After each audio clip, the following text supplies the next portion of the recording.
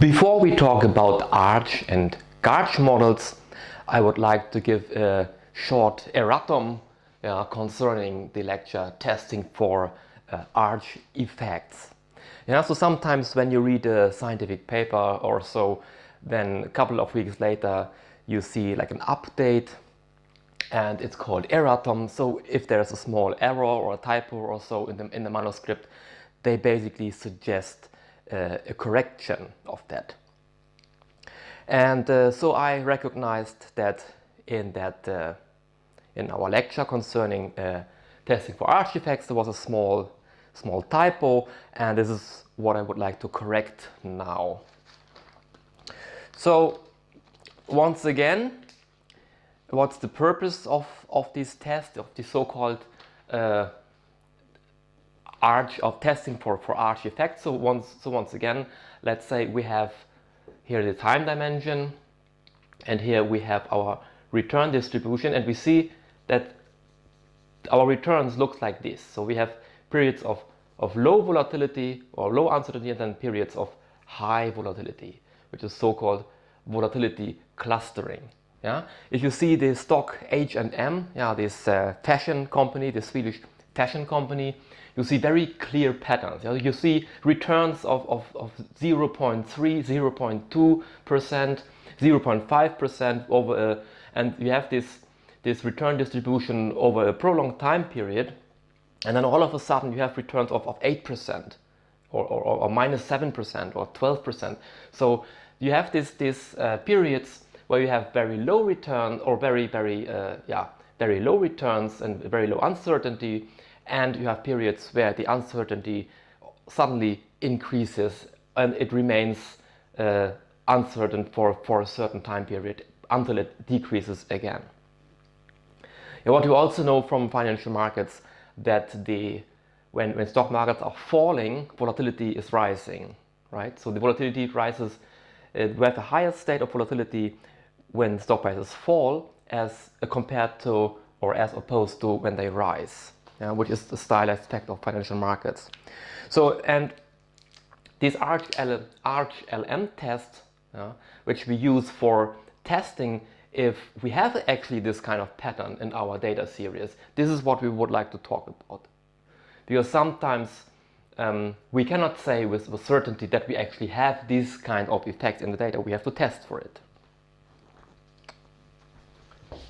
And that's what the ARCH-LM test, the so-called ARCH-LM test, is all about. So the first step is that we have to have a mean equation for our process. So let's define YT again as our excess return series of our asset that we would like to investigate. So then we have in the mean equation an intercept term modeled by the alpha in this course, plus beta, which is the exposure against some market factor here, some risk factor. And we have here the error term that's denoted as UT. And of course, it's not necessary to have here an exogenous regressor. We also can, if we just are interested in modeling the volatility dynamics, we can just have an intercept term here. Or maybe we have the lagged. You see also models that are like this, where you have basically here the lagged regressor. And then you investigate further the error term. So it depends all on the model that you would like to test. We can have this model or any other model. But the main part that we are interested in is here the residual component. Because obviously whenever we have an intercept term here in the mean equation, this guy here is 0.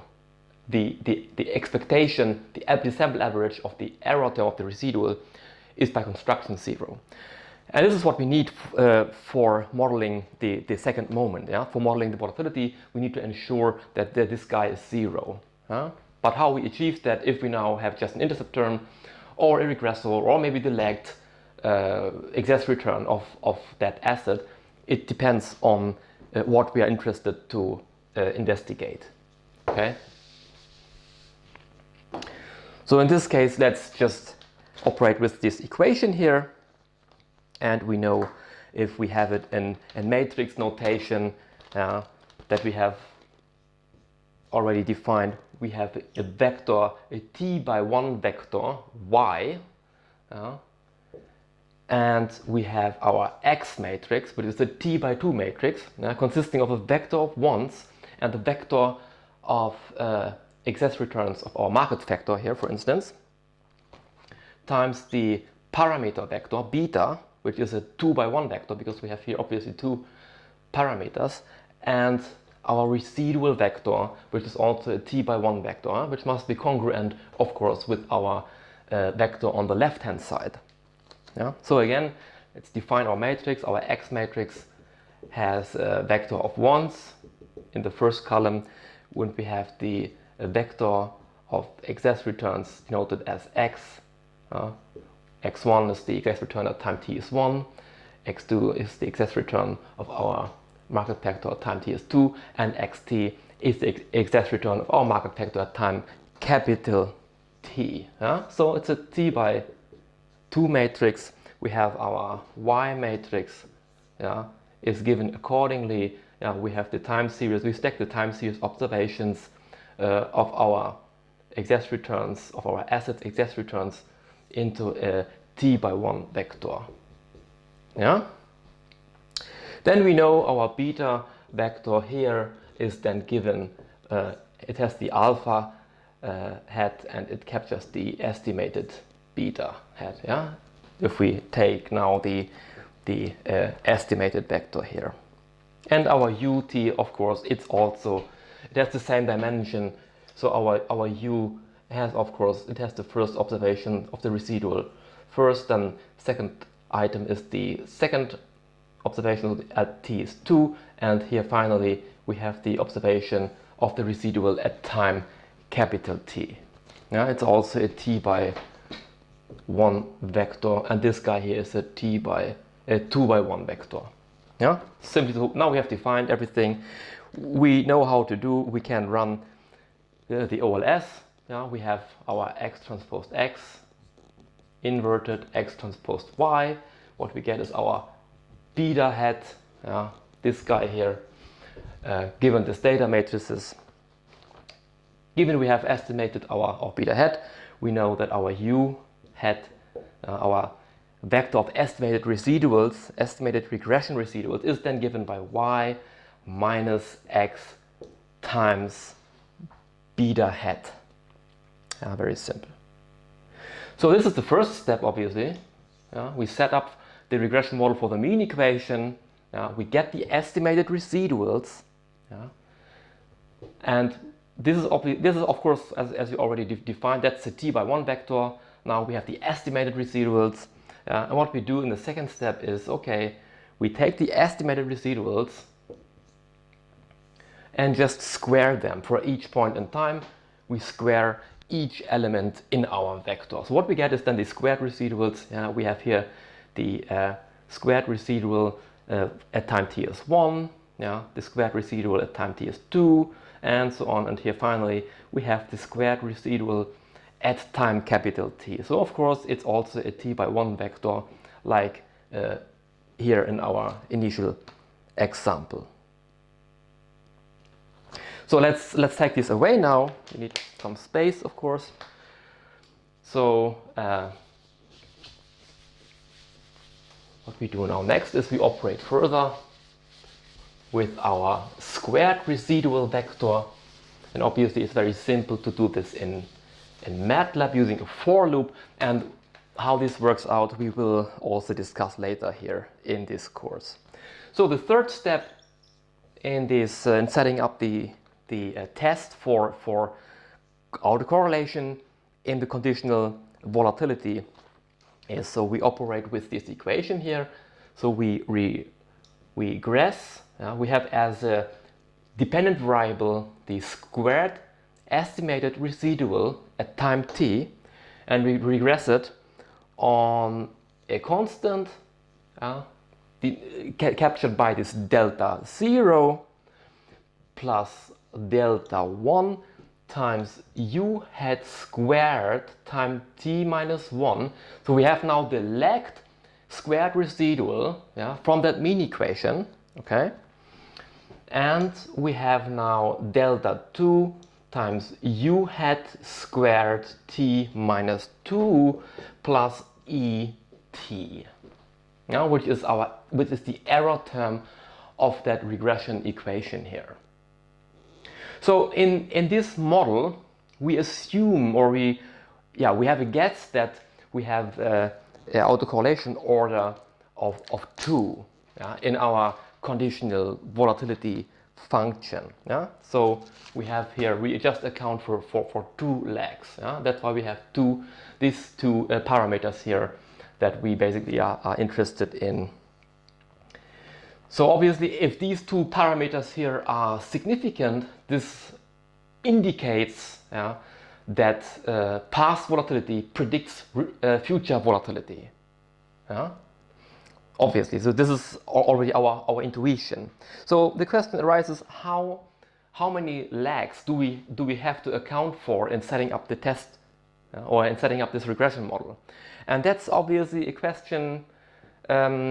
Basically, what many practitioners do is they check the autocorrelation function, respectively the partial autocorrelation function of the squared residuals. Now, this is of course what some people can do, but if you have only 1 or 2 lagged squared residuals here from the mean equation in that model, and you already reject the null hypothesis, yeah, that you do not have arch effects in the data, so then you don't have to have more tests, okay? Because then you know already, okay, you have arch effects.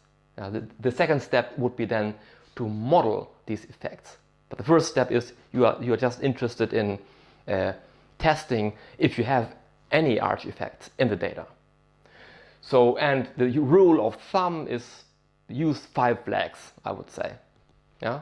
Of course, but there is no there is no rule. You know, there's no exact rule, and everything depends on how your data looks like. But you can try different lag order in order to check the robustness. You can do 1 lag, 2 lags, 3 lags, 5 lags. That's it. And if all the tests say the same thing, that you have that you reject the null hypothesis, then obviously this is a strong indication that you have arch effects in the data and that the volatility is clustering, right?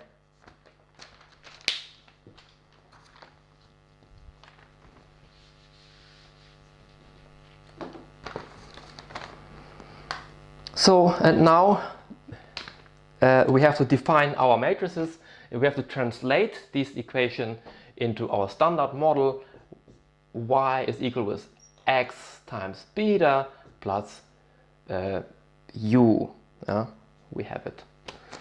So, we just translate it now in our common matrix notation. Because of course, you don't have to do that. You can also define this guy here as something else. You can define it as n is equal with, I don't know, w delta plus e. It actually is just how you choose the notation. The main thing is that you know what you do, right? So, and how the matrix operations are working. But we want to have our standard form. We want to keep things simple, so we have to translate it into our standard regression model. So our y, which in our framework always denotes the dependent variable, consists now of a vector where we have u hat squared at time t is 3, and that's now the important thing to recognize. The next item is u hat squared at time t is 4, and so on, and the last element is of course u hat squared at time capital T. So we have to start, so we lose basically the first 2 observations because we have here some lags. Okay, so we lose the first 2 observations because we have 2. If we have 5 lags, we lose the first 5 observations, and we have to start at 6 here. So this vector here, because we have to starts now at the observation t is equal to 3. Yeah? That's the important thing. So this vector here has now the dimension, obviously, t minus 2 by 1. Okay, that's our y vector. Let's define our x matrix. What is that? So obviously we have again an intercept term here captured by this delta 0. Yeah, so we have, as usual, we have here a vector of 1s. Yeah. Then we have here a lag, so minus 1. The corresponding minus 1 to the third, to the observation at time t is 3, for this u hat squared, is obviously u hat 2 squared. And for u hat 4 squared, the congruent observation at time t minus 1 is obviously u hat 3 squared.